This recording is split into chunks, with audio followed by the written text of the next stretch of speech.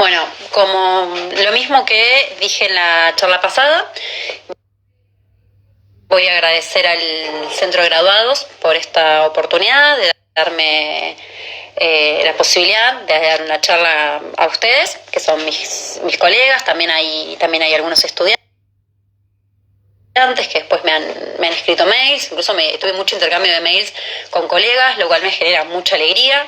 Me gusta mucho intercambiar mails, que me hagan consultas, yo poder resolverlas, yo incluso también hacer consultas. Me han pasado fallos algunos colegas, he colaborado con la redacción de algún amparo, y es algo muy enriquecedor porque es un intercambio mutuo. Así que bueno, les agradezco todos los mails que recibí, espero haber servido con mis respuestas y con los intercambios que hicimos. Y bueno, arrancamos con esta segunda charla de Derecho a la Salud. En la anterior habíamos hablado de cómo es el procedimiento de un amparo de salud con una medida cautelar, vimos cómo se realiza la demanda y todo el procedimiento que teníamos hasta el final, y después nos quedamos resolviendo algunas dudas que había. Les comenté en ese momento que no íbamos a hablar de leyes especiales porque son muchas y nos llevaría mucho tiempo y no lo teníamos. Hoy tampoco vamos a poder hablar de todas, pero lo que hice fue, a través de mi Instagram, el que después nuevamente les voy a dejar, lo sometí a una consulta a ver a la gente que me sigue qué leyes les interesaba que trate. Y de esas elegí a las 2 que más fueron votadas, y después yo también elegí otras 2 y me quedé con 4. ¿Por qué? Porque cuando probé dar esta charla, con 4 estamos más o menos en los 40 minutos. Y si estamos ahí en los 40 minutos, después podemos abrir un tiempo considerable para preguntas. Si daba más, no íbamos a poder resolver consultas o iba a ser algo muy extenso, entonces preferí acotarlo. En el día de hoy yo les voy a hablar de epilepsia, de enfermedades poco frecuentes, de trastornos alimentarios y de obesidad. En cada una de estas les voy a decir brevemente qué es lo que dicen respecto de la cobertura, si es integral o no, si es por PMO, algunos detalles, y además de cada una de las 4 leyes les voy a dar 2 o 3 fallos, depende de la situación. Las que no vamos a ver, que es llegado el caso, si esto se extiende y el centro de graduados así lo quiere y hay un lugar, podemos hacer otra charla hablando de otras. Me hubiese interesado incluir la ley de salud mental, la de trastorno del espectro autista, la de pacientes ostomizados, hipoacusia, la ley de celiaquía, la ley de electrodependientes, y seguro me estoy olvidando la ley de fertilidad, y yo me estoy olvidando alguna otra que me queda ahí perdida. Pero bueno, es el tiempo que tenemos y es lo que hoy vamos a charlar de estos temas. Entonces vamos a empezar con la ley de epilepsia, diciéndoles que la epilepsia es una enfermedad que afecta a 1 de cada 200 habitantes de la República Argentina. Si bien hoy por hoy se calcula que Argentina tiene más de 40 millones de habitantes, si hacemos una cuenta con 40 millones, nos da que 200.000 personas en la República Argentina tienen epilepsia. Es un número más que considerable. La ley de epilepsia establece que las personas que cuenten con diagnóstico deben recibir asistencia médica integral. Pero ahora yo pregunto, y en una clase les preguntaría y esperaría que me respondan ustedes, ¿qué quiere decir integral? Entonces, ¿qué hice? Me fui a la RAE, a la Real Academia Española, a ver cómo define la RAE a la palabra integral. Y la RAE dice que comprende todos los elementos o aspectos de algo. Estamos hablando de un todo. Por ende, si la ley de epilepsia dice que los pacientes que están diagnosticados deben recibir la cobertura médica integral, deberíamos considerar que deben recibir una cobertura al 100%. Pero después agrega que las prestaciones médico-asistenciales quedan incorporadas de pleno derecho al plan médico obligatorio, sin perjuicio de la aplicación de la ley 24.901, que es la ley de discapacidad, cuando así correspondiere. Recordemos que la ley de discapacidad establece la cobertura integral de todos los tratamientos que estén relacionados con la patología que genera la discapacidad y con la discapacidad en sí. Luego fue dictado el decreto reglamentario de la ley de epilepsia, que es el decreto 53 del 2009. Se tardó 10 años en emitir este decreto. Y este decreto lo único que hace, a mi opinión, es traer luz solamente respecto de la cobertura de las prestaciones de epilepsia para aquellas personas que no tengan medios económicos ni cobertura médico-asistencial. O sea, las personas que no tengan ni obra social, ni prepaga, ni mutual de salud, nada. ¿Qué dice? Que cuando se produzca esta situación, que una persona sin cobertura médico-asistencial y sin medios económicos sea diagnosticada con epilepsia, es el Estado quien debe otorgar la cobertura del 100% de las prestaciones. Para eso, la persona se tiene que acercar al servicio social del hospital en el que se atiende, acreditar que no tiene cobertura y que no cuenta con medios económicos, y a partir de ahí realizar el trámite para conseguir esta cobertura a través del Estado Nacional. Entonces, como les mencioné recién, la ley establece la atención médica integral. Y si vamos a la definición de la RAE, podríamos considerar que integral es un 100%. Pero efectivamente esto después es un 100% o no. Y ahí es donde entra la discusión, porque la realidad es que hoy por hoy no está claro. Si uno busca en internet a ver qué dice el propio Estado Nacional al respecto, en la página de argentina.gov.ar se puede encontrar que la cobertura de epilepsia tiene que ser otorgada de manera integral por las obras sociales, pero luego agrega de las prestaciones que están incorporadas al plan médico obligatorio. Pero ¿qué pasa? Hay muchas veces que hay prestaciones relacionadas con la epilepsia, como algunos medicamentos que no están incluidos en el PMO, o que incluidos se establece una cobertura del 70% y no del 100%. Entonces, ante esta situación, ¿qué es lo que hacen las obras sociales, las empresas de medicina prepaga, las mutuales? Y a partir de ahora voy a decir obra social para referirme a todas, así no pierdo tiempo en decir obra social, empresa de medicina prepaga, gente de salud. Entonces, a todas las vamos a llamar obras sociales. Cuando digo obra social, nos referimos a todas. También las obras sociales universitarias, el PAMI. Entonces, tengan en cuenta que no estoy haciendo ninguna distinción. Si bien está mal, porque no se las denomina todas de la misma manera, me parece una manera de simplificar la situación esta. Bueno, entonces, volviendo. ¿Qué actitud toman las obras sociales frente a esta situación? En nuestra experiencia vimos que algunas, muy pocas, reconocen esta cobertura integral que dice la ley de epilepsia y otorgan una cobertura del 100% de la medicación. Otras, que pongamos que es un intermedio, no vamos a decir ni que es una mayoría ni una minoría, dicen que como el PMO establece una cobertura del 70%, autorizan la cobertura de cualquier medicación de epilepsia al 70%, incluso aquella que no está prevista en el PMO. Y después hay otra tanda que dicen que los medicamentos que están incluidos en el PMO los cubren al 70%, pero los que no están previstos en el PMO los cubren al 40% como la generalidad de la medicación. ¿Con qué situación sucede esto? Por ejemplo, el levetiracetam. Es una medicación anticonvulsivante que no está prevista en el PMO. Entonces, comúnmente la respuesta que recibe la gente es que la cobertura es al 40% y ni siquiera al 70%.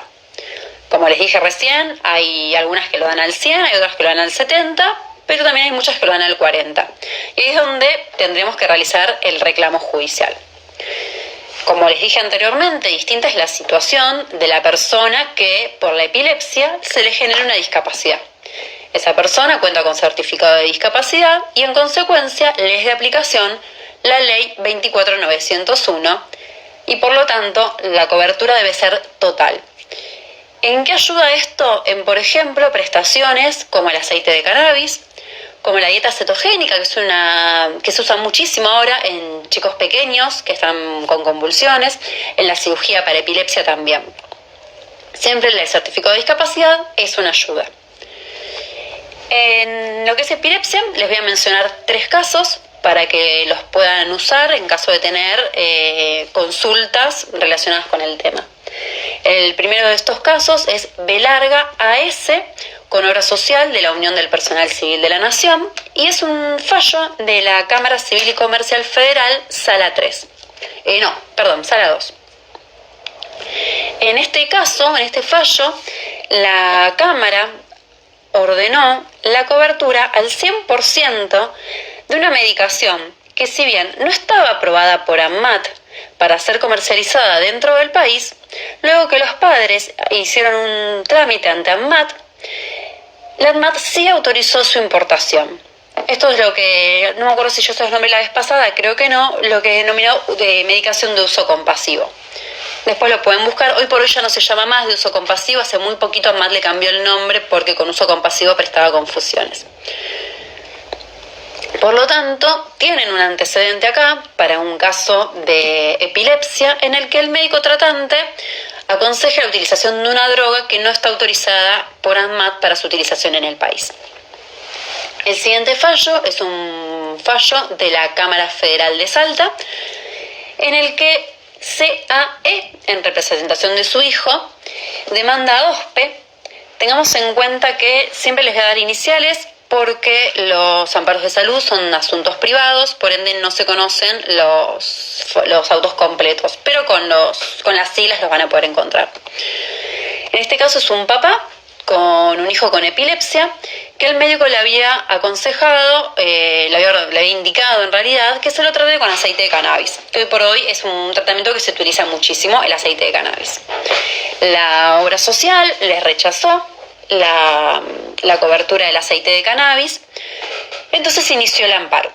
La Cámara Federal de Salta resuelve otorgar la cobertura del 100%, que la obra social tenía que otorgar la cobertura del 100% del aceite de cannabis, hasta tanto el hijo, o sea, el menor acá, sea admitido en el Programa Nacional para el Estudio de su Uso.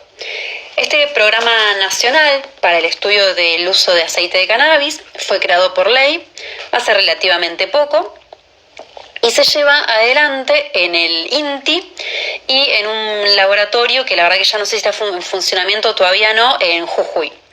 Pero ¿qué pasa? Esta ley establece que las únicas personas que se pueden inscribir en el Programa Nacional de Estudio de su Uso son aquellas que tengan epilepsia refractaria.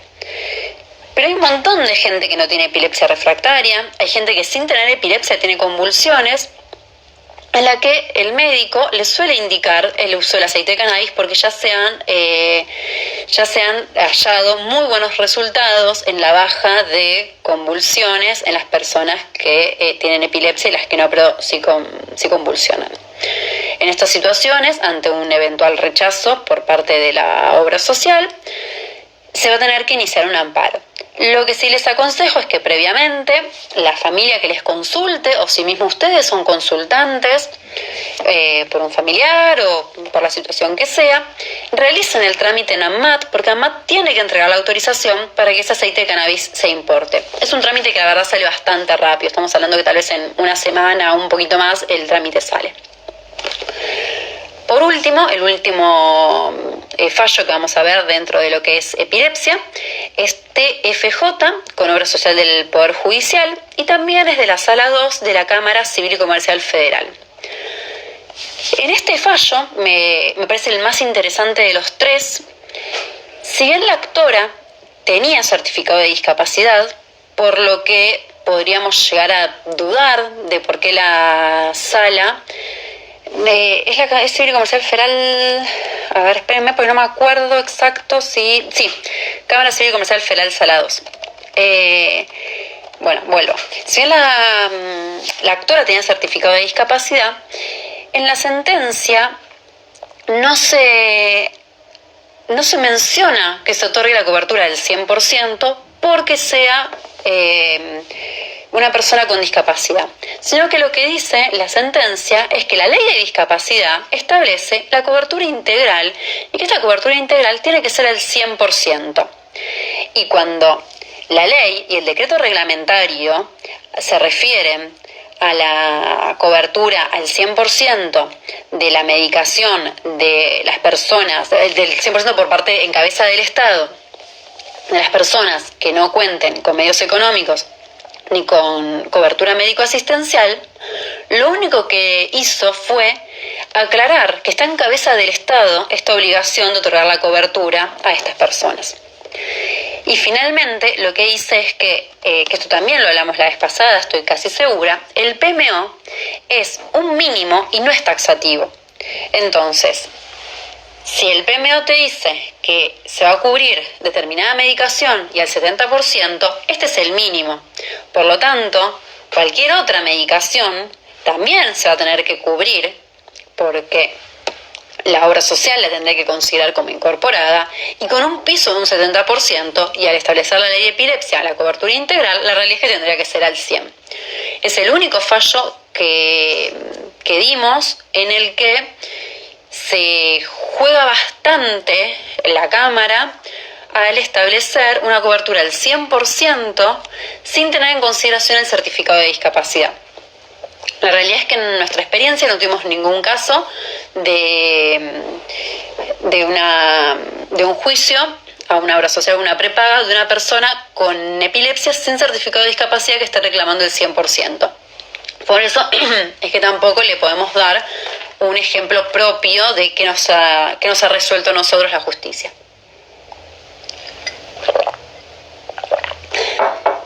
Bueno, habiendo hablado de epilepsia, vamos a hablar ahora de enfermedades poco frecuentes. Lo primero que les quiero contar es que para que una enfermedad sea considerada poco frecuente, tiene que afectar a un número igual o inferior de una persona cada 2.000 habitantes del territorio nacional. No estamos hablando a nivel mundial. Por lo tanto, una enfermedad que tal vez en Argentina es considerada poco frecuente, no lo sea considerado en otro lugar del mundo, y lo mismo a la inversa. Me voy a referir como EPOF, que son enfermedades poco frecuentes. Entonces, la ley de EPOF tiene por objetivo promover el cuidado integral de la salud de las personas con EPOF. Y volvemos a lo mismo, contamos con la palabra integral.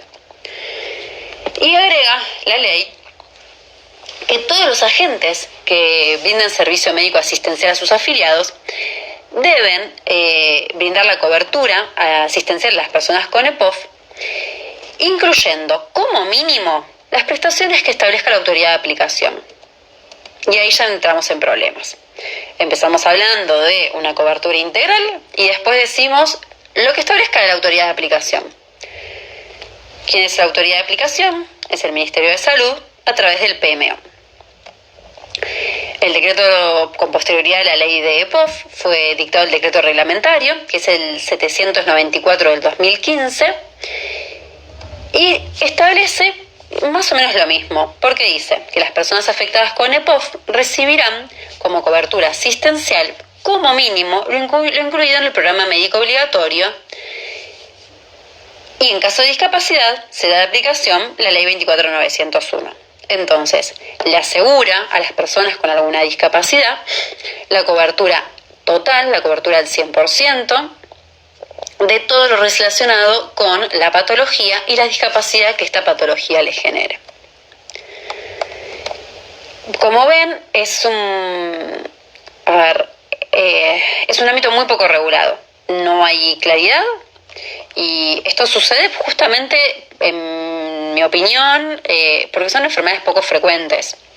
No hay la presión para su mejor regulación que tal vez hay en otras situaciones, como fue la ley de diabetes, la ley de epilepsia, la ley de celiaquía. Entonces, es como se va viendo. Incluso ahora enseguida, cuando termine de hablarle de los fallos, les voy a hablar un poquito de lo que está pasando con la atrofia muscular espinal, que yo creo que la mayoría de ustedes habrán escuchado hablar del Spinraza, porque en su momento hubo mucho ruido con esa medicación por su costo y por los rechazos de las obras sociales en otorgar la cobertura. Bueno, El primer caso que les voy a mencionar es DLAM con OSDE. Es una sentencia de la Cámara Federal de Apelaciones de Bahía Blanca. Y era la situación de una persona de 46 años con hepatitis autoinmune. La hepatitis autoinmune es una enfermedad poco frecuente por afectar a menos de una persona cada 2.000 habitantes. Y el paciente solicita la cobertura al 100% de la medicación indicada por su médico. La Cámara Federal de Bahía Blanca hace lugar a esta acción y es muy interesante los motivos por los que hace lugar a esta acción. El primer motivo dice que hace lugar porque el derecho a la salud está dentro del derecho a la vida. Me parece muy importante esto, porque si no consideramos el derecho a la salud como incorporado dentro del derecho a la vida, corremos el riesgo de que una persona se quede sin una cobertura. Después establece las consecuencias que va a tener en la salud del paciente si OSDE no realizaba la cobertura al 100%, las cuales serían consecuencias muy graves. Las faltas de medios económicos del paciente para costearlo. Un punto muy interesante, pues estamos hablando de medicación, que una medicación sí era muy cara, pero el resto no. OSDE dijo que de otorgarse la cobertura se iba a afectar su situación económica. Y la Cámara le contesta que no demostraron cómo la cobertura de esta medicación podría haber afectado la situación económica y rechaza de plano ese argumento. Es un argumento que hoy por hoy usan prácticamente todas las obras sociales en los amparos. El tema de si yo cubro eso me afecta la situación económica y otros afiliados se van a quedar sin prestaciones. También dice que el PMO establece un mínimo de cobertura, no un máximo, y que no es taxativo. Y finalmente habla del artículo primero de la ley de POF que establece el cuidado integral. Como ven, hasta ahora siempre hay alguien que considera que el cuidado integral significa el 100%, por más que después con las reglamentaciones se termine distorsionando esta situación. Este fallo tiene una disidencia. Esta disidencia considera que se tendría que haber aplicado el PMO y por lo tanto de las 3 medicaciones que la persona tenía ahora indicadas por su médico tratante, una tendría que haber sido al 100%, que es la medicación más cara, otra al 70% y otra al 40%. Lo que fue llamativo en esto es que el juez establece cuánto hubiese tenido que pagar la persona por mes por cada una de estas medicaciones y estamos hablando de un monto que rondaba los 10.000 pesos. Entiendo que este monto a un particular le afecta bastante más que a una obra social. Pero bueno, eso quedó en una disidencia. El otro fallo es CRJ, con obra social de servicios sociales bancarios, en el que una paciente de 83 años con arteritis temporal, que es una patología que afecta la visión, solicita la cobertura al 100% de la medicación. La obra social, por supuesto que rechaza esta cobertura al 100%, y la Cámara resuelve que le corresponde no solo por el artículo primero de la ley de POF, que es la que, como hablamos antes, establece la cobertura integral, sino que además dice que la Federación Argentina de POF incluye a esta enfermedad como una enfermedad poco frecuente. Es muy interesante que traiga al listado de la Federación Argentina, porque este listado lo tendría que haber hecho el Estado. Dentro de la ley y del decreto reglamentario se ordena al Estado realizar esta cobertura y este listado de enfermedades poco frecuentes, y el Estado nunca lo hizo. Pero bueno, por suerte está el listado de la Federación Argentina de POF. Como les dije, les quería comentar sobre la atrofia muscular espinal. Es una enfermedad que afecta desde el nacimiento y que es mortal. La verdad que no me voy a poner a definir la enfermedad porque es algo en lo que seguramente le voy a errar en lo que diga. No soy médica. entonces no me voy a poner a definirla. Pero sí la enfermedad es mortal. E incluso la mayoría de los niños se mueren antes de los 2 años de edad. Para frenar la evolución de esta enfermedad, existe un medicamento que su marca comercial es Spinraza y para el que las familias de estos chicos lucharon muchísimo para que sea aprobado en Argentina por ANMAT. Incluso antes de que se apruebe en Argentina por ANMAT, se ha solicitado que se ingrese al país por el mecanismo de uso compasivo. Una vez que se incorporó al país por ANMAT, el Ministerio de Salud lo incorporó al plan médico obligatorio con cobertura al 100%. ¿Qué pasa? El valor de esta medicación es altísimo. Estamos hablando que en un momento llegó a valer $170.000. A partir de eso hubo una sentencia de Córdoba, que la verdad que les pido disculpas, pero no la tengo en este momento, la que ordenó que la cobertura del 100%, debiendo la obra social cubrir el 30% y el Estado cubrir el otro 70%. Atrás de eso hubo otra sentencia similar y a partir de ahí comenzaron las tratativas desde el Estado con el laboratorio que lo produce, que es el laboratorio Biogen, para llegar a un acuerdo en el precio de venta. Ese acuerdo se celebró y se cerró en mayo de este año. En mayo, sí, no recuerdo si en mayo de este año o en mayo del año pasado, la verdad, tendré que chequear ese dato.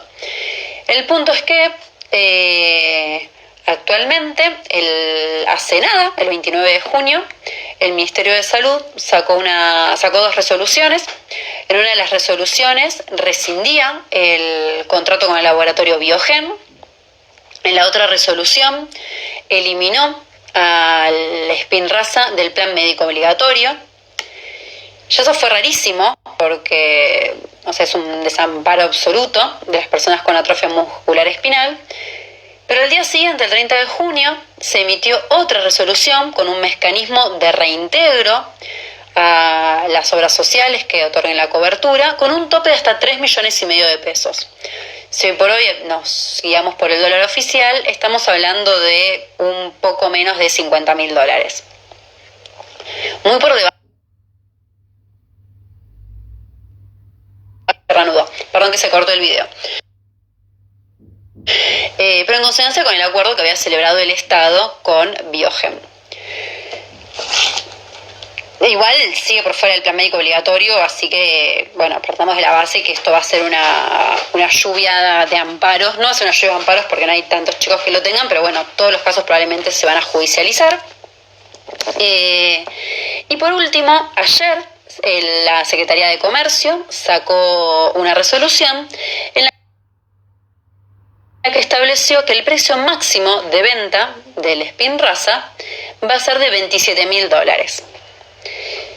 ¿Qué va a traer todo esto? No lo podemos saber, pero es lo que está sucediendo hoy por hoy con una enfermedad poco frecuente, y este precio máximo se estableció hasta que dure la emergencia sanitaria. Y ojo, porque la emergencia sanitaria no es ahora que estamos en cuarentena. Por la ley y después por el decreto que estableció el aislamiento, la emergencia sanitaria está prevista por 1 año desde que se dictó el decreto, el del 20 de marzo. Así que estamos hablando de que va a haber emergencia sanitaria por lo menos hasta el 19 de marzo del año que viene. Ya vamos a ver qué sucede, pero bueno, es un dato que me parecía interesante contarlo, que es algo que pasó ahora estos días. Seguimos, estamos medio justo de tiempo, van casi 35 minutos, nos quedan 2 y después les dejo fijado mi mail, mi Instagram y el Facebook, y así abrimos a preguntas. El siguiente tema que me interesa que hablemos es de la ley de trastornos alimentarios, pero después me voy a centrar en lo que es obesidad.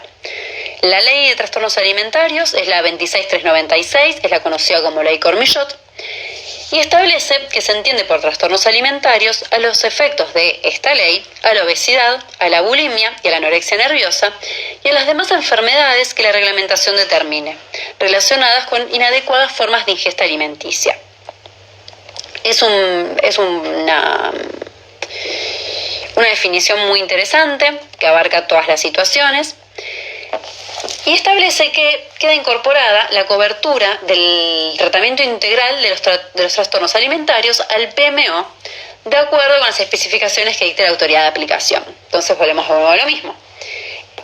Queda la cobertura del tratamiento integral de los trastornos alimentarios, pero después te dicen de acuerdo a lo que diga la autoridad de aplicación. Y la autoridad de aplicación respecto a lo que es obesidad habló. La ley agrega que la cobertura que se va a tener que incluir son los tratamientos médicos, incluyendo los nutricionales, los psicológicos, clínicos, quirúrgicos, farmacológicos, y todas las prácticas que sean necesarias para la atención multidisciplinaria de este tipo de enfermedades. Como les dije recién, me voy a limitar solamente a obesidad, no podría abarcar todo. Y empecemos con la definición de obesidad por la OMS. La OMS dice que la obesidad es una acumulación anormal o excesiva de grasa que puede ser perjudicial para la salud. Y además establece algo que es súper interesante, por lo menos a mí me resulta súper interesante, que es la enfermedad epidémica no transmisible más grande del mundo. No sé si a ustedes les sorprende o no, a mí la verdad que me sorprendió muchísimo este dato. Ya sabemos que la obesidad es cada vez más grande, que la obesidad en los niños está subiendo mucho, que Argentina tiene un nivel de obesidad muy alto en los menores, que Estados Unidos tiene un problema gravísimo de obesidad, es una de las principales causas de mortalidad en el país, pero la verdad que nunca me lo imaginé como que era la enfermedad epidémica de no transmisible más grande del mundo. Sinceramente no es algo que me podría haber imaginado hasta que lo estudié. Bueno, como les decía, si bien la ley establece la cobertura integral de los tratamientos, después dice, de acuerdo a lo que indique la autoridad de aplicación. Y la autoridad de aplicación, como es el Ministerio de Salud, el Ministerio de Salud habló y dictó la resolución 742 del 2009. En esta resolución se regula qué tratamientos son los que van a tener cobertura de acuerdo al estado de la persona. Y acá pasa a jugar un papel principal el índice de masa corporal. Primero en principal, ¿cómo calculamos el índice de masa corporal? El índice de masa corporal se calcula de la siguiente manera. Se agarra el peso de la persona y se divide por su altura al cuadrado. A modo de ejemplo, yo hice mi cálculo, yo soy bastante alta, mido 1,77 m, elevé al cuadrado 1,77, me da 3,4 más o menos, y peso 64 kilos. 64 kilos dividido 3,4 más o menos, me daba 20 algo. Ese es mi índice de masa corporal. ¿Qué dice esta resolución? Que cuando el índice de masa corporal sea superior a 30 y además la persona tenga por lo menos una comorbilidad entre las que establece esta resolución, no cualquier comorbilidad, que están, por ejemplo, problemas cardíacos, hipertensión, diabetes, ahí corresponde otorgar la cobertura ambulatoria. Con cobertura ambulatoria nos referimos a la atención médica, la cobertura de seguimiento de tratamiento, que es una atención médica semanal, puede ser también con nutricionistas, también nos abarca en la cobertura ambulatoria, nos abarca por ejemplo el psicólogo, y la cobertura farmacológica del 70%. Como ven, si una persona está en un índice de masa corporal superior a 30, no significa que se deba realizar la cobertura de lo que son las cirugías bariátricas. Más conocida, por ejemplo, dentro de las cirugías bariátricas está el bypass gástrico. Sigue esta resolución y dice que cuando el índice de masa corporal sea superior a 40, ahí se debe otorgar la cobertura de las cirugías bariátricas. Para que esta cobertura de cirugía bariátrica se otorgue, se tienen que dar algunos requisitos. No los voy a mencionar todos porque son muchos, pero les voy a mencionar los que para mí son más importantes. Estos son tener entre 21 y 65 años, me parece súper importante este dato, contar con 5 años de obesidad demostrable por resumen de historia clínica, y haber intentado otros tratamientos no quirúrgicos por lo menos durante un plazo de 24 meses anteriores a la cirugía y que estos no hayan tenido éxito, o en el caso de haber tenido éxito, este éxito fue por un tiempo corto y se recuperó el peso perdido, o sea, su peso anterior. La norma es súper clara. También hay otros requisitos, que es que no tiene que haber riesgo quirúrgico, no tiene que haber adicciones, pero bueno, me interesaban estos puntos, ¿no? Después ustedes pueden ver en la resolución exactamente cuáles son los puntos a cumplir. Y acá tenemos algunos fallos que me interesa traerles. Hay un fallo, primero les voy a hablar de uno de corte, que rechaza, es CMA con Swiss Medical. La Corte rechaza el amparo porque el paciente no cumplía con las estipulaciones previstas en la resolución. Después, en otro fallo, que es ASC con PAMI, la Cámara Federal de Mar del Plata ordena la cobertura a PAMI del 100% de la cirugía bariátrica y dice que no solo que el actor se encuentra dentro de los parámetros establecidos por la resolución, sino que además el PAMI se encontraba dilatando el procedimiento pidiendo documentación, una dilación sin ningún sentido. Pero el fallo que más me interesa comentarles es MEE con OSPE, también es de la Cámara Federal de Apelaciones de Mar del Plata, y es un fallo en el que la Cámara hace lugar a la medida cautelar que solicita la cobertura de cirugía bariátrica, aun cuando no se encontraban cumplidos los requisitos de la resolución. ¿Qué requisito no se encontraba cumplido? El de los tratamientos durante 24 meses anteriores a la solicitud de la cirugía. No es que la persona no lo había hecho, sino que no estaba acreditado. ¿Y qué dice la Cámara?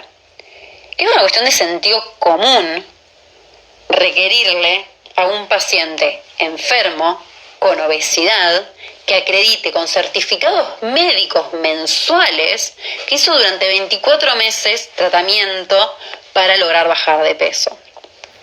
Que ninguna persona va directamente a pretender obtener una cirugía, sino que a lo largo de los años esa persona intentó recuperar su salud a través de la baja de peso. A ello además adicionó que el médico hizo un informe único en el que había indicado que la persona había realizado otros tratamientos y que no habían funcionado.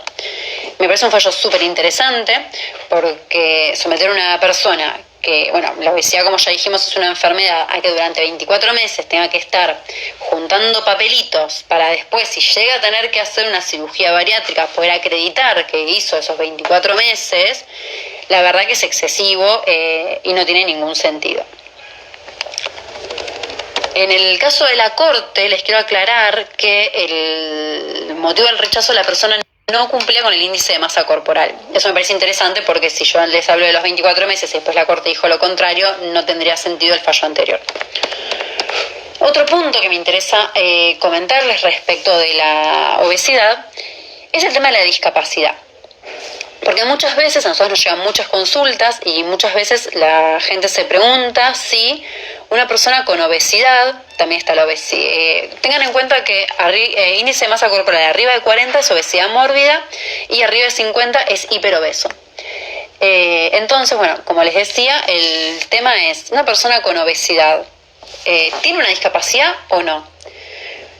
Como yo les dije la vez pasada, igual me parece que estoy confundiendo los vivos porque creo que esto lo dije en otro vivo, la patología en sí no genera una discapacidad.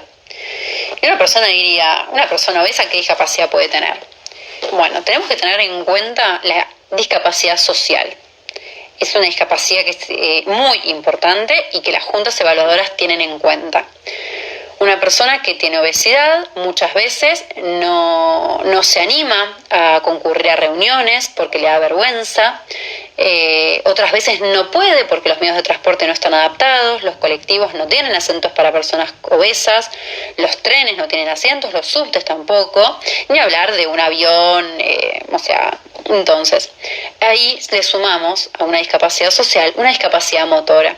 La persona con obesidad muchas veces tiene dificultad de movilidad.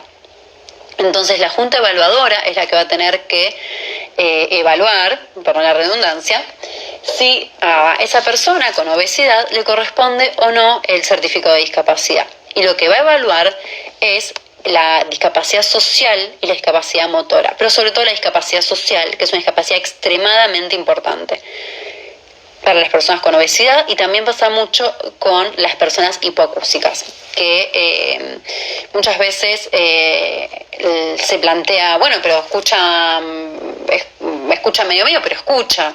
Bueno, está bien, pero cuando esa persona va a una reunión, y si ustedes buscan testimonios de personas hipoacúsicas, lo van a ver mucho.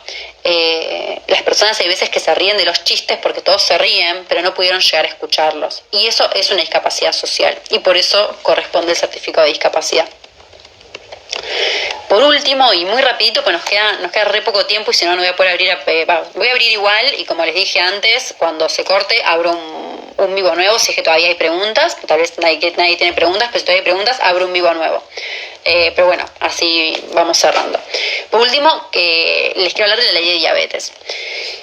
La ley de diabetes establece expresamente la cobertura de los medicamentos y de los reactivos de diagnóstico para autocontrol al 100% en las cantidades necesarias según prescripción médica.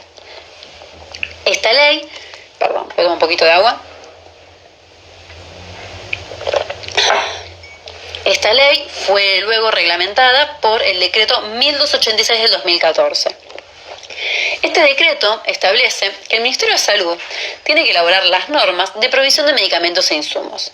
De vuelta encontramos un problema. Teníamos una ley que decía la cobertura al 100%, encima lo decía clarísimo, cobertura al 100%, y después ya deriva algo en el Ministerio de Salud. Algo que el Ministerio de Salud lo dictó y no estableció un 100%. El mismo decreto reglamentario dice que todos los agentes de salud, como les dije, todas las obras sociales, deben garantizar la cobertura del 100% de todos aquellos medicamentos y reactivos de diagnóstico para autocontrol. Y acá hay un pero enorme, en mi opinión. Dice, yo se los voy a leer textual: al momento de la prescripción, los profesionales médicos deberán tomar como referencia las indicaciones establecidas por las normas de provisión de medicamentos e insumos del Ministerio de Salud. El médico va a indicar lo que sea mejor para el paciente, no lo establecido por las normas de provisión de medicamentos e insumos del Ministerio de Salud. Entonces, ¿qué sucedió? El Ministerio de Salud dictó esta norma, y hay muchos casos en los que no establece el 100%. Hay casos que directamente no están regulados porque está desactualizado, que es, por ejemplo, el caso del freestyle. Y hay otra situación, como es la bomba de insulina, que establece que lo va a tener que estudiar la obra social a través de la auditoría médica y decidir la obra social si otorga la cobertura o no. Ya se imagina la respuesta de las obras sociales cuando alguien va y pide la bomba de insulina. Bueno, el primer fallo es sobre un freestyle. Es un fallo que me pasó una abogada que me mandó un mail, que me hizo una consulta, y la verdad le pedí el fallo, así que bueno, le agradezco muchísimo por este fallo, porque nosotros tenemos un caso similar, pero la mamá de la nena no se decidió a iniciarlo, así que tenemos un fallo para usar de antecedente. Es un fallo de PCS y otros contra OSDE, es de Lomas, del Juzgado de Primera Instancia Federal de Lomas, en el que ordena a OSDE otorgar la cobertura al 100% del equipo de freestyle para la medición de glucosa. ¿En qué consiste el freestyle? Es un aparato que se le pone se usa en los niños mayormente, y con un celular se le mide la glucosa. Se acerca el celular al aparato y el celular mide la glucosa. ¿Qué pasa? A los chicos es muy fuerte el hecho de pincharlos todos los días, todo el tiempo, para saber cómo están con la glucosa. Los chicos tienen que ir al jardín, en los jardines está prohibido que una maestra pinche a un niño para medirle la glucosa, y los papás no pueden estar yendo cada una hora a pinchar a su hijo. Entonces la primera instancia tomó en cuenta esta consideración para ordenar a OSDE la cobertura al 100%. Me parece muy interesante porque está prevaleciendo los derechos del niño por sobre cualquier otra cosa, y me parece súper necesario en una situación así. El otro caso es MME contra PAMI, es de la Cámara Civil y Comercial Federal, la Sala 2, que es la bomba de insulina con monitoreo continuo. En este caso, el paciente le solicitó a PAMI la cobertura al 100%, La bomba de insulina con monitoreo continuo es un botoncito que se pone en la piel y que va monitoreando todo el tiempo el nivel de glucosa. Y cuando considera que es necesario, aplica insulina. Entonces volvemos a lo mismo, la persona no tiene que estar preocupándose por pincharse, por acordarse de ponerse insulina, se olvida del asunto. Esta es la situación que el Ministerio de Salud dejó en manos de la Auditoría Médica de las Obras Sociales. En el caso de PAMI, los jueces en realidad de la Cámara, otorgaron la cobertura porque consideraron que PAMI tuvo una actitud dilatoria al solicitarle al paciente una y otra vez distinta documentación. Entonces, ordenó la cobertura al 100%. Bueno, voy rapidito a activar los comentarios y les voy a dejar fijado como les dije recién, mi mail. Y mientras tanto, si quieren pasarme preguntas, yo con gusto se las voy a contestar. Les dejo el mail y el Instagram y Facebook, que son iguales. Y si no tienen preguntas, terminamos acá. Bueno, espero un cachito. Si el paciente tiene prepaga y PAMI, ¿debe reclamar a ambas? No. Es muy rara la situación que me decís, no es que no exista. Comúnmente las personas que tienen prepaga cuando se jubilan derivan los aportes para su prepaga, pero bueno, lo que va a hacer el paciente es decidir a quién le va a reclamar. Yo le reclamaría la prepaga toda la vida. Doc, quiero consultarlo por la cirugía de revisión bariátrica. Sí, decime que me querés consultar o mandame un mail ahí que dejé fijado, o si no, consultarme por acá y lo resolvemos ahora. La cobertura de la ley de salud mental es total sobre medicación y tratamiento, ¿no? Salud mental lo vamos a ver en otro momento. Me encantaría, si el centro de graduados en algún momento tiene otro huequito como tenía hoy, vamos a ver salud mental, porque salud mental es muy interesante porque también podemos hablar del acompañante terapéutico, está relacionado con la ley de trastorno del espectro autista, hay mucho para hablar ahí. Doctora, ¿puede el beneficiario en el marco de estas leyes elegir prestador? ¿Se puede negar al prestador que le ofrece la obra social? A ver, el tema del prestador es muy complejo. ¿Por qué? Porque uno cuando accede a una obra social o a una prepaga, accede con un plan y que tiene prestadores. Entonces, para ir con otro prestador va a depender de qué plan tienen y si tienen un sistema de reintegros. Si no tienen un sistema de reintegros y se lo quieren pagar de manera particular, bueno, obviamente que pueden. Ahora, si pretenden la cobertura por parte de la obra social o de la prepaga, eso va a haber que justificarlo. Por ejemplo, una manera de justificarlo es una persona que cambia de trabajo, que por ende probablemente tenga una obra social nueva y que se venía atendiendo con un prestador especializado en el tema, con el que se siente cómodo. Y bueno, ahí puede llegar a pedir y se puede llegar a conseguir que la justicia otorgue la cobertura. Pero bueno, es un tema muy discutido, es un tema muy complejo porque están los planes de las prepagas y de las obras sociales.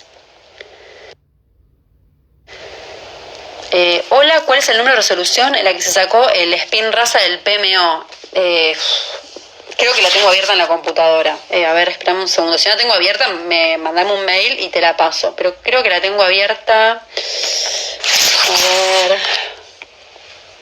A ver si es esta. No, esta no. No, ¿sabes qué te pido? Melina Calandra, mandame un mail y te paso el número, pero ahora creo que no la tengo abierta en la computadora. Hola, ¿procede amparo directamente por incumplimiento de la ley de diabetes o se debe agotar una vía previa? Yo siempre lo que les recomiendo es mandar carta documento para tener por acreditado que se pidió, o de si el paciente cuando presentó los papeles para pedir la cobertura se hizo sellar copia y tiene mucha urgencia, lo pueden iniciar con eso. Probablemente el juzgado le dé traslado a la demandada previo a dictar la cautelar, pero es una buena manera de evitar una respuesta a una carta documento, una respuesta que no queremos obtener de una carta documento. Yo en los casos en los que creo que si mando carta documento la respuesta me puede llegar a a perjudicar después al momento de iniciar el amparo. Si tengo hecha la nota, no mando carta documento e inicio con las copias selladas. Puede pasar los fallos por mail. Queda grabado en IGTV y después se va a subir a YouTube, así que lo mirás de vuelta y los agarras y los buscas de ahí. Quedan 5 minutos, acuérdense que si quedan más preguntas vuelvo a abrir otro. Te hago una consulta por una cuestión de un paciente con diabetes. Por un lado, la ley indica que cubre el 100%, pero la resolución del Ministerio de Salud dice un 70%. Sí, bueno, es lo que les estaba diciendo, es hasta gracioso el asunto. Yo les recomendaría que hagan el reclamo ante la obra social para que les cubra el 100%. Si se lo rechazan, que es lo más probable, y que les aprueben al 70%, les diría primero, antes que nada, que busquen fallos, a ver si encuentran un fallo sobre ese tema particular, porque hay muchos temas que se establece una cobertura menor al 100%, y si no encuentran ningún fallo, es cuestión de plantearle al cliente, a ver, no hay antecedentes, nos puede salir bien como nos puede salir mal. Y si sale mal, existe el riesgo de que correspondan costas. También esto puede tomar como cuestión novedosa y que no correspondan costas, que sean costas por su orden en el caso de perderlo, y en el caso de ganarlo, lo mismo, costas por su orden o costas a la vencida. Y no se puede exigir el certificado de discapacidad. ¿No es más conveniente encauzar el reclamo vía ley de salud mental, que es total y no requiere certificado de discapacidad? No entiendo, o sea, entiendo que debe venir de una pregunta anterior. No se puede exigir el certificado de discapacidad. ¿No es más conveniente encauzar el reclamo vía ley de salud mental? Para mí siempre es preferible el certificado de discapacidad, siempre. El certificado de discapacidad les asegura el 100%. Muchas gracias a los que me dicen excelente, muchas gracias. Me da mucha alegría cuando me escriben eso porque, bueno, les gusta lo que les estoy contando. Paneles multigenético en oncología, ¿debe cubrirse al 100%? La realidad es que desconozco qué es paneles multigenéticos, pero todo lo que está relacionado con oncología, la cobertura es al 100%. Así que pues, hablo desde el desconocimiento, tal vez tendría que ver qué es, pero en un principio me animaría a decirte que sí. ¿Hay posibilidad de adherir a una obra social a una persona madre que ya tiene PAMI? Es muy difícil porque una vez que entraste en PAMI no podés salir, ya vas a depender de la obra social si te la acepta, y la verdad es que dudo bastante que una obra social te acepte una persona mayor. Distinto es con lo que se llama familiar directo, que es el cónyuge, los hijos menores de 21 años o los mayores de 21 años con certificado de discapacidad, que esos sí son obligatorios de recibir por la obra social como adherentes.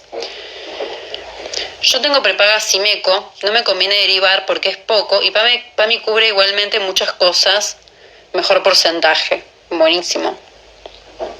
Acompañante terapéutico, por favor.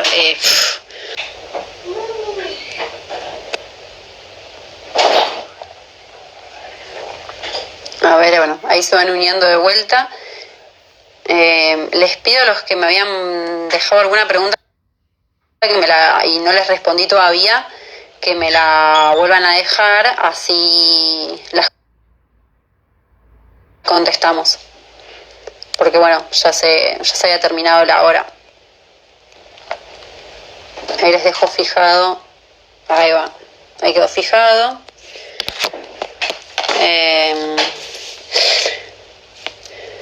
A ver, bueno, por ahora no están llegando preguntas. Y había algunas más, la verdad que no sé cuántas preguntas más había.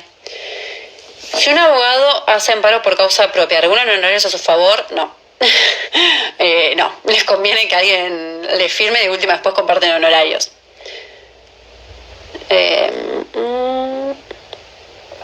A ver, ¿la cobertura de medicación y tratamiento integral a tu juicio es total? Depende de qué. No sé de qué tema me estás hablando, Lucas Marisi. ¿Las obras sociales se pueden negar a la realización del test COVID? Depende.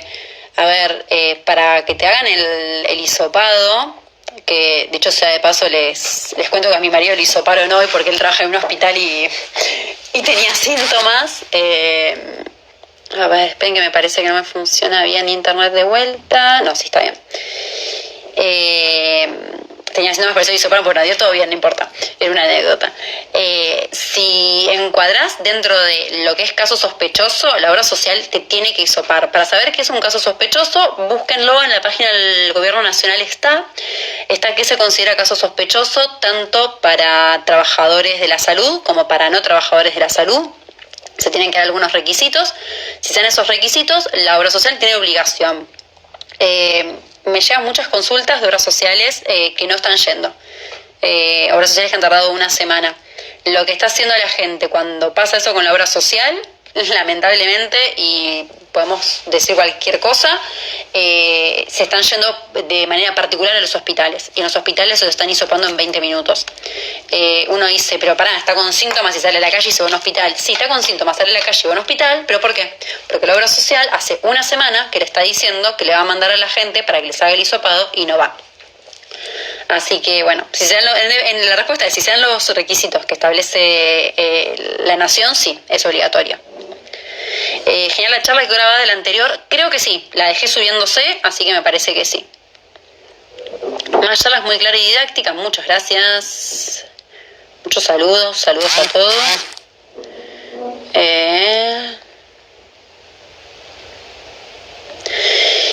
Por eso preguntaba, ¿por qué no requiere el certificado de discapacidad que estigmatiza? Es un problema, no debería estigmatizar el certificado de discapacidad. Incluso es hasta una protección. No estoy tan de acuerdo. Sí, igual hay mucha gente que cree que el certificado de discapacidad estigmatiza. Hay mucha gente que por eso no lo tramita. A mí me pasó en un momento con un compañero de trabajo que le correspondía y no lo tramitaba por el miedo a ser estigmatizado por eso.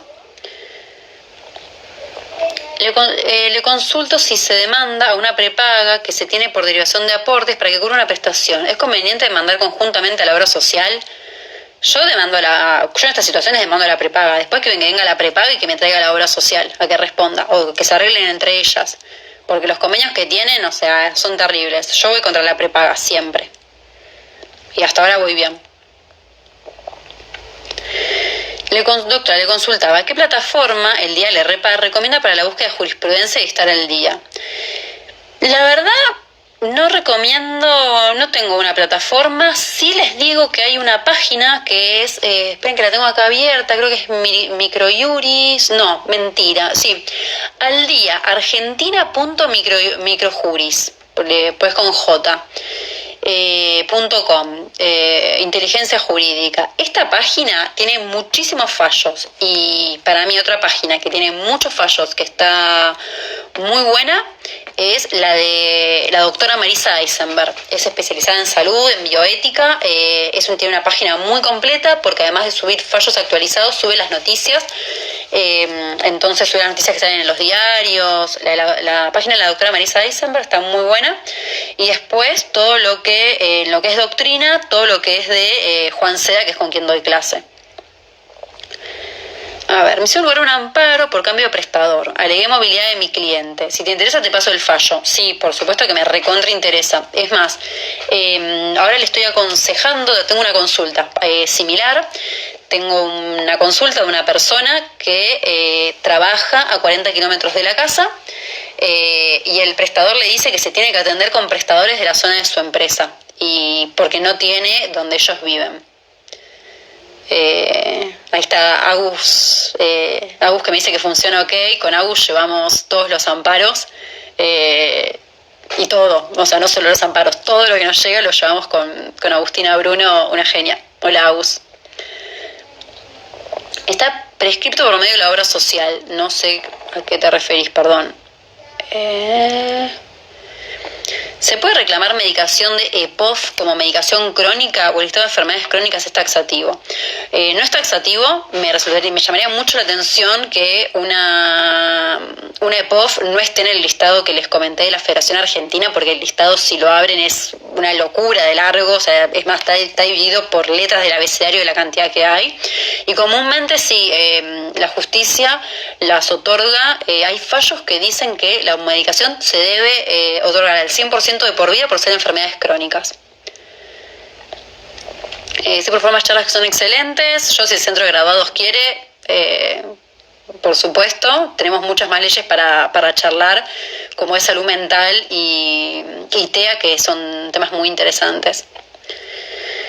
Las obras sociales no quieren cubrir el segundo hisopado ni hablar del tercero. Y a ver, para mí, yo lo vengo diciendo mucho, cuando termine esto va a haber una ola de juicios de daños y perjuicios. Las atenciones que está habiendo en los hospitales y en los lugares privados es terrible.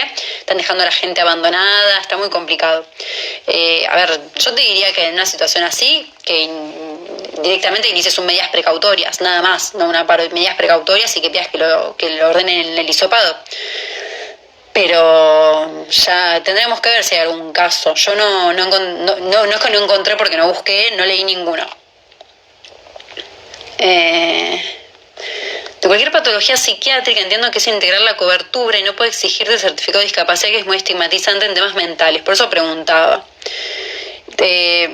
Lucas, ya en la próxima charlamos de todo lo que es salud mental y TEA. Y no, igual te aviso, a ver, nadie te puede exigir el certificado de discapacidad. Lo que te da el certificado de discapacidad es esta seguridad del 100%, porque si no siempre las obras sociales y las prepagas se encuentran en el huequito, no siempre, muchas veces, encuentran el huequito para no otorgar la cobertura.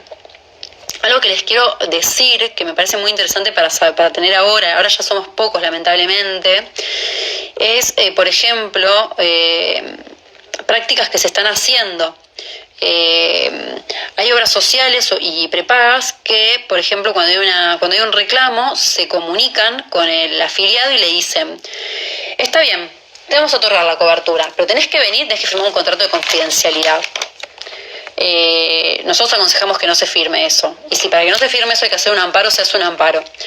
Porque estos contratos de confidencialidad lo que hacen es que las personas no puedan, llegado el caso, hacer un reclamo, por ejemplo, en una plataforma como change.org, que son plataformas que sirven mucho porque tienen mucha visibilidad. Las obras sociales no quieren que la gente sepa que está negando tratamientos. Y cuando una publicación de estas tiene 50.000, 60.000, 70.000 firmas, es demasiada gente que está sabiendo que hay una obra social que no otorga la cobertura. Eso por un lado. Por otro lado, tuve una consulta muy reciente de una mamá que una obra social le otorgó la cobertura completa de una silla de ruedas para su hijo, un chico con discapacidad, así que la cobertura de la silla de ruedas tiene que ser al 100%. Y tengan en cuenta que la obra social se da vuelta y le pide esa plata al Estado. Bueno, la ortopedia le llevó la silla de ruedas hasta la casa, tenía el remito de recepción, la factura para que firme, y acompañaba todo eso un contrato de comodato de la obra social. Y la persona de la ortopedia dice: me mandó la obra social esto para que me firmes. Por suerte esta mamá leyó lo que la obra social estaba mandando y dijo: yo esto no te lo voy a firmar. Es una estafa al Estado eso. La obra social le dice al Estado: tomá, yo compré esta silla de ruedas para este chico y como soy obra social me tenés que devolver la plata. El Estado le devuelve la plata y la obra social después, cuando el chico pide una silla de ruedas nueva, ya sea porque creció en tamaño o porque le dejó de servir, le dice: vos me firmaste un contrato de comodato, me la tenés que devolver. O sea que la obra social, a costa del Estado, se hizo una silla de ruedas. Es una estafa. No firmen esos contratos de comodato. Y si hay que hacer un amparo para obtener la silla de ruedas por no querer firmar el contrato de comodato, háganlo. Si la obra social no te establece el hisopado, ¿qué hay que hacer? Una medida precautoria. ¿Puede iniciarse como hipervulnerable el reclamo RN hisopado COVID? No entiendo la consulta. A ver, igual si es lo mismo que esas preguntas de que las obras sociales no están yendo a hacer los hisopados, dicen medidas precautorias, lo tienen que hacer. Y perdón, doctora, no sé si leyó lo de colitis ulcerosa. Si es lo que nos mandaron por mail o por el Facebook o por Instagram, no me acuerdo por qué medio, sí lo leí, lo tengo que contestar. Estamos con muchas consultas, así que a veces se nos atrasan las respuestas, pero sí, lo leí si es uno de esos. Si no es uno de esos, escribime y lo leo. Perdón, ingresé tarde. En caso de epilepsia sin certificado, ¿es procedente el amparo respecto de la medicación? Usted habló de un fallo, ¿puede repetirlo? A ver, Es lo que yo les decía, sin certificado de discapacidad no tuvimos nunca un caso y ahí encontramos solamente un fallo que, si bien la persona igual tenía certificado de discapacidad, basó los argumentos en la ley para otorgar la cobertura del 100%. Está al principio de la charla, así que y la charla está guardada en IGTV, así que la ven ahí y ahí lo sacan el fallo. El médico de la obra social indicó hisopado, pero se niegan a realizarlo. Sí, es esto que les digo, dicen que están colapsados y no van, y están tardando más de una semana en ir. Inician una medida precautoria.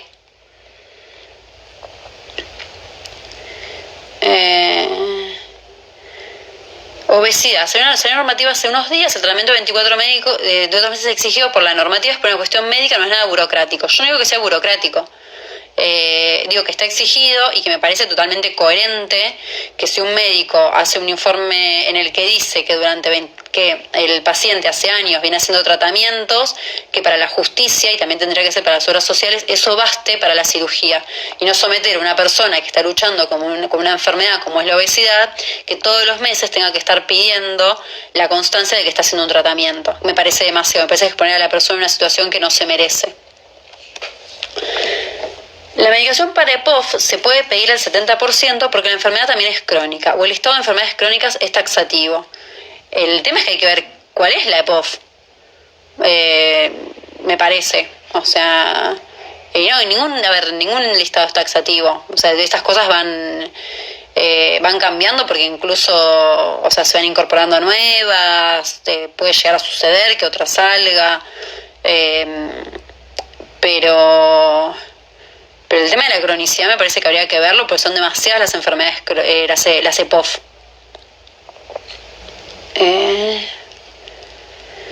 La leucemia linfobástica aguda del tipo Filadelfia positivo habilita para tramitar el CUD. A ver, es lo que yo les decía. Una patología no habilita el CUD.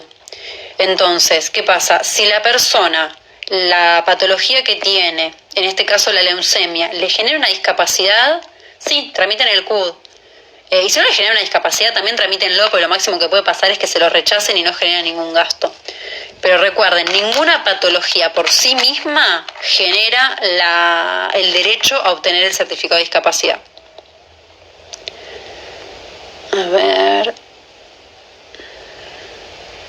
Sería buena una charla de la ley de fertilidad. Sí, si en algún momento damos otra charla, quiero incluir fertilidad y quiero incluir salud mental y TEA. Esas tres las quiero incluir seguro. ¿Qué sentido tiene la ley de POF si va a cubrir solo lo contemplado en el PMO cuando eso corresponde en principio para todas las enfermedades? Es que en realidad muchas veces las EPOF no están en el PMO. Yo creo que tiene mucho sentido, a ver, es como yo les decía desde el principio, establecen una cobertura integral y después la van cambiando. Pero bueno, la ley de POF me parece que es... a ver, se le dio una regulación a algo que no tenía ninguna regulación.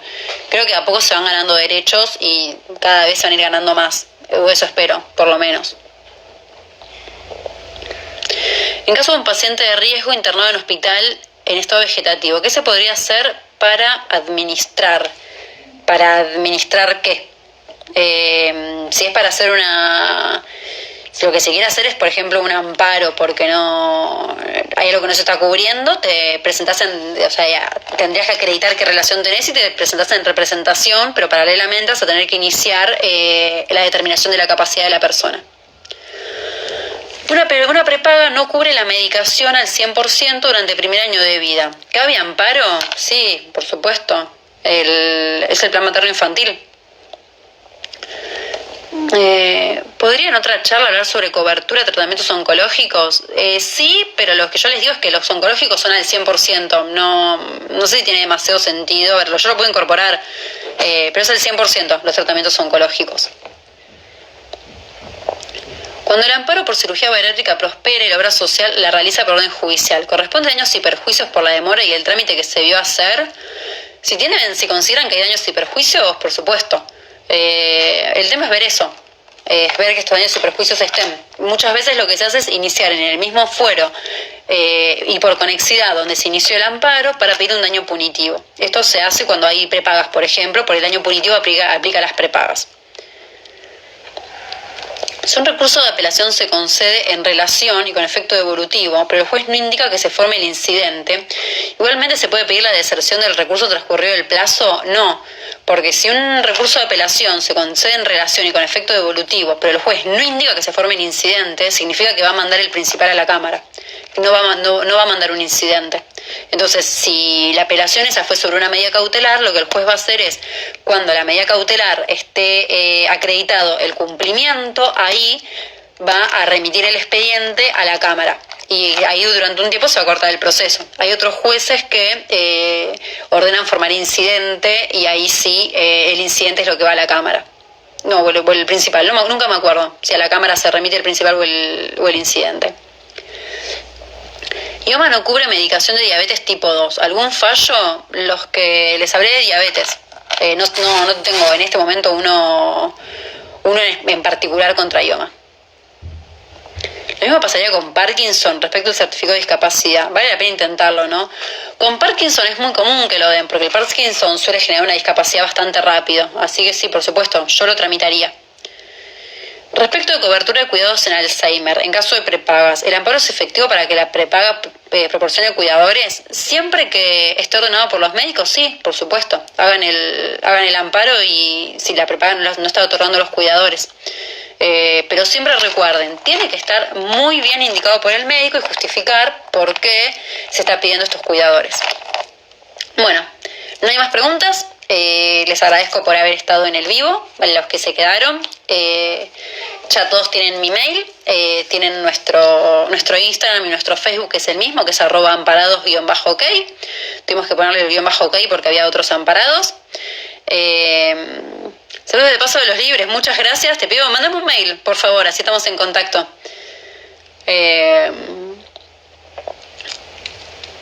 En caso de hipertensión, las OCDs deben cubrir el 70%. La realidad es que tendría que mirar el PMO. No tuve casos de hipertensión.